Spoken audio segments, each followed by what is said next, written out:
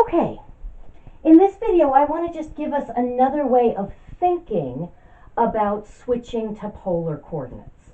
When we did this earlier in this chapter, we said, okay, let's chop things up into little pieces that are polar rectangles. And then let's figure out how to find the area of a polar rectangle. So we were always working in polar coordinates. What I'm doing here is I'm thinking of r and theta as being rectangular coordinates in this plane here. Oh, and I shouldn't have actually drawn in the whole thing. I'm going to look at theta being between just 0 and 2 pi. So I'm going to look at this sort of infinitely long rectangle. R is bigger than or equal to 0, and theta is between 0 and 2 pi. And I could do the same thing for any interval along the theta axis of length 2 pi. These are rectangular coordinates. I'm going to use the transformation that sends it to a region in the xy plane, x equals r cosine theta, and y equals r sine theta. So over here, if I have a point xy, r and theta would be the polar coordinates for that point. Here, I'm thinking of them as rectangular coordinates in the r theta plane. And this transformation would map an infinite rectangle like this, where r is positive and theta doesn't exceed a change of 2 pi. That would actually map this to the entire xy plane. Now, technically, this isn't quite one-to-one, because, of course, if r is equal to 0, this entire little line segment right here where r is 0 would map to the origin. But everywhere else, this is one-to-one. Okay. So I only run into an issue there, and it turns out that's an ignorable problem. Okay. So what I want to do is just see then what is my scaling factor. So if I were integrating over some region, let's suppose I had just some region r over here, and there's some subset s over here that maps to it.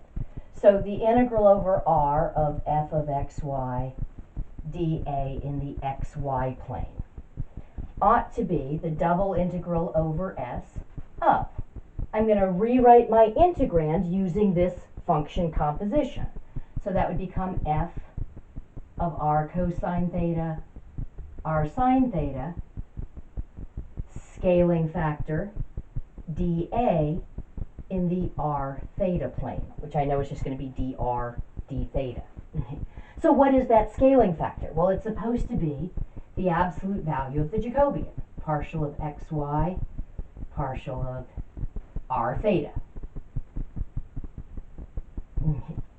So the Jacobian, del xy by del r theta, is just the determinant del x del r del x del theta, del y del r del y del theta. Del x del r is just cosine theta.